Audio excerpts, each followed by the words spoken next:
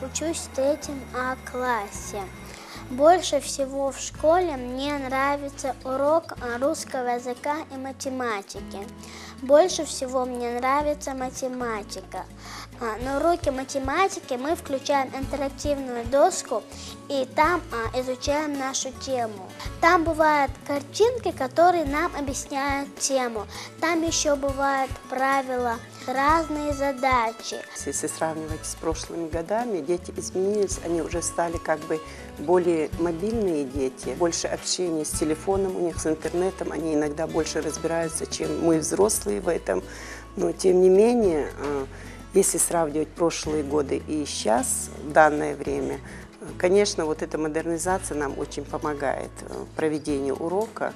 Уроки проходят более насыщенно, интереснее. Как бы тишины у нас такой и не бывает, когда работает доска. Дети, ну, это называется как бы рабочий шум. Дети активно участвуют в процессе урока.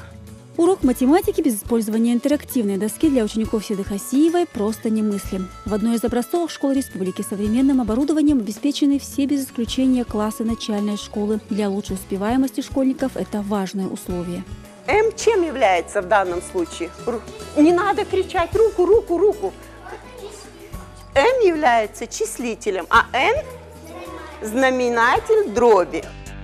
Современные дети окружены массой информации. Компьютеры, интернет, всевозможные гаджеты. Привлечь внимание этих ребятишек непросто. Школа должна стать интересной, насыщенной и разнообразной.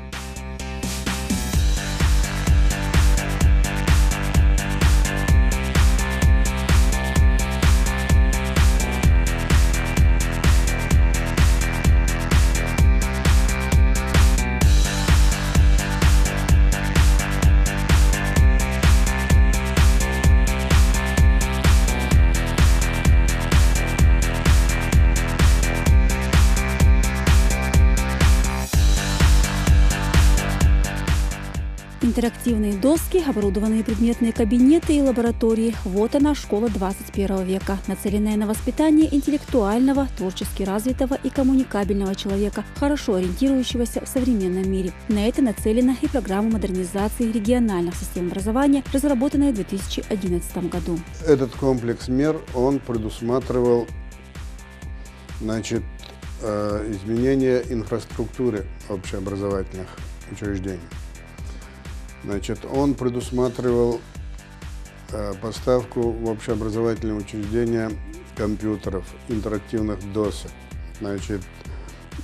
учебно-лабораторного оборудования, предметных кабинетов, медицинского оборудования. Данному комплексу мер предусматривалось выделить огромные средства всем субъектам Российской Федерации.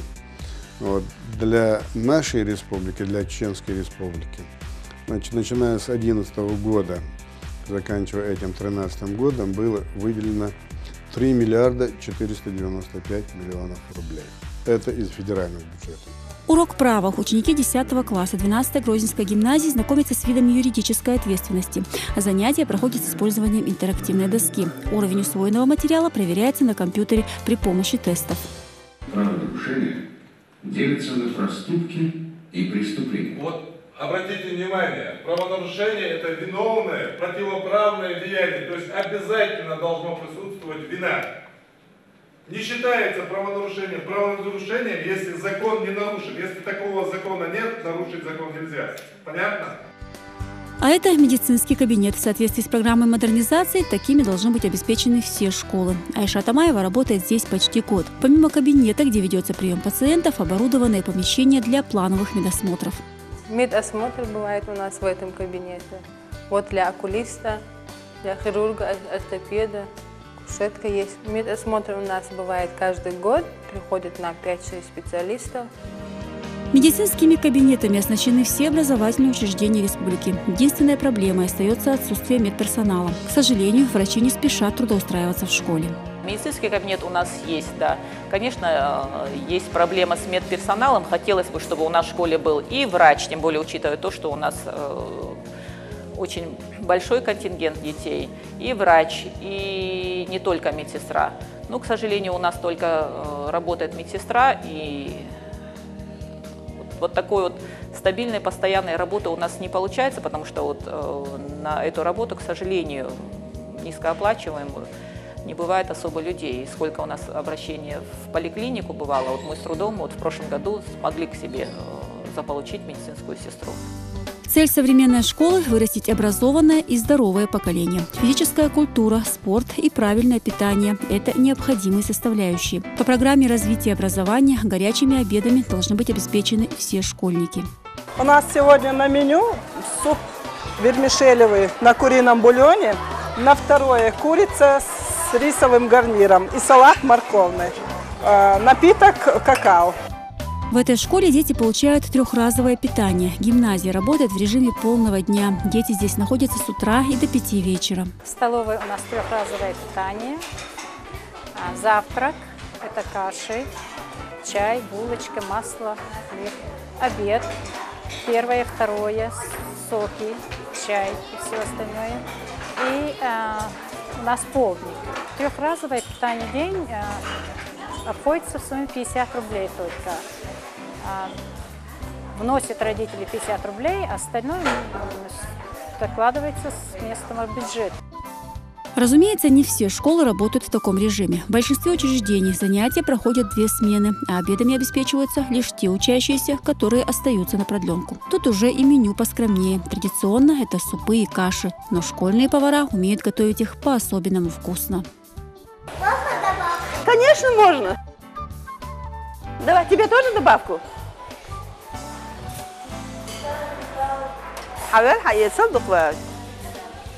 Это твой. Обед школьника обходится родителям в 50 рублей. Надо отметить, что определенная категория учащихся обеспечивается питанием бесплатно. Это дети-сироты, инвалиды и дети из малообеспеченных семей.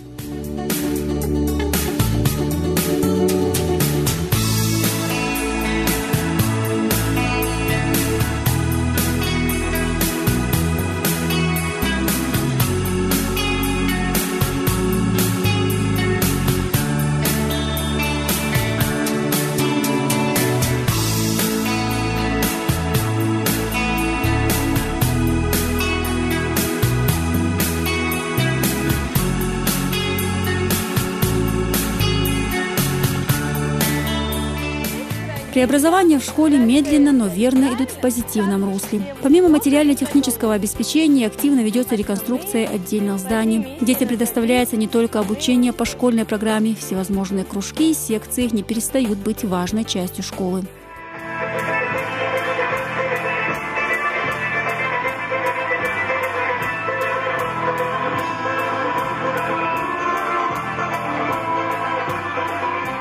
Хотелось бы, чтобы дети больше на практике проявляли такие способности, как художественные способности, как рукоделие, танцы.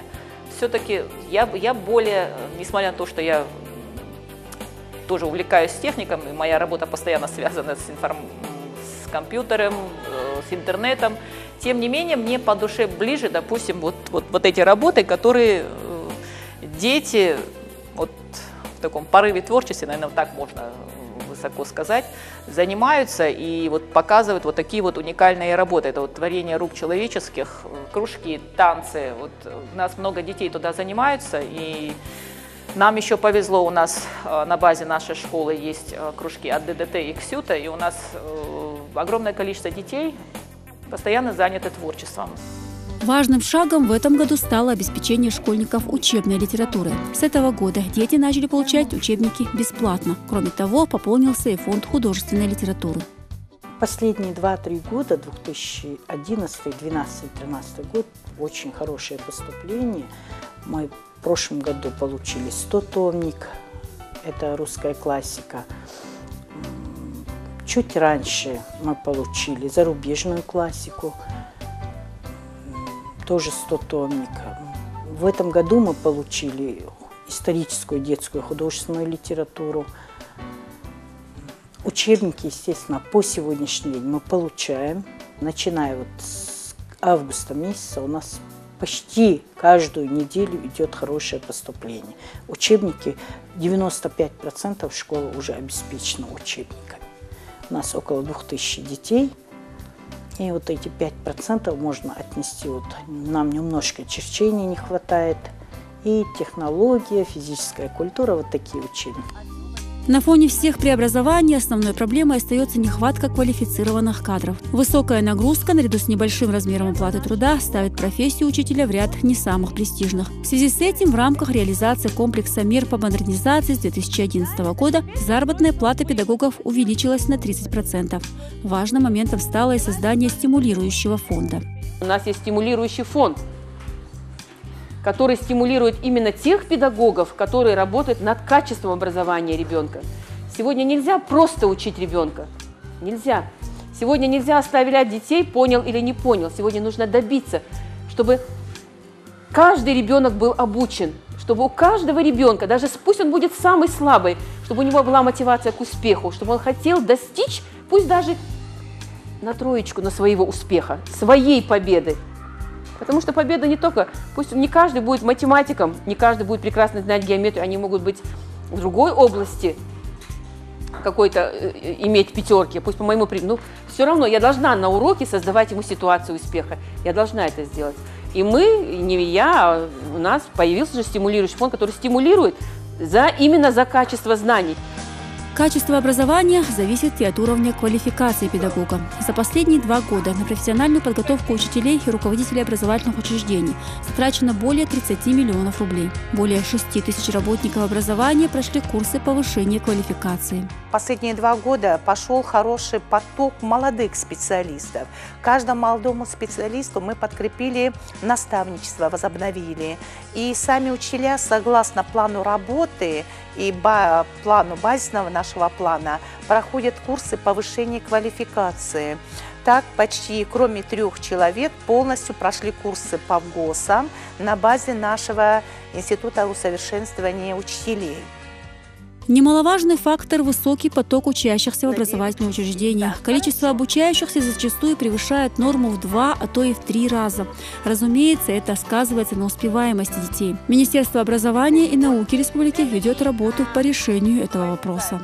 Неделю назад в республике была комиссия из Москвы, из федерального центра, с экспертами из Северокавказского федерального университета, которые смотрели именно этот вопрос. Объездив всю нашу республику, значит, они убедились в истинности того, что мы имеем. И теперь для решения этой программы, вернее, для решения этой проблемы федеральным центром формируется программа, которая будет называться «Юг России», в рамках которой предполагается строительство новых общеобразовательных учреждений, то есть школ. Проблем в сфере образования много, часть из них успешно решена. В отдельных районах республики функционирует специальный транспорт для подвоза учащихся к школам. Такая возможность у школьников появилась впервые. Значительно расширена материально-техническая база учреждений. Сегодня главной задачей Министерства образования остается обеспечение школьников должным количеством учебных мест и повышение уровня квалификации педагогов.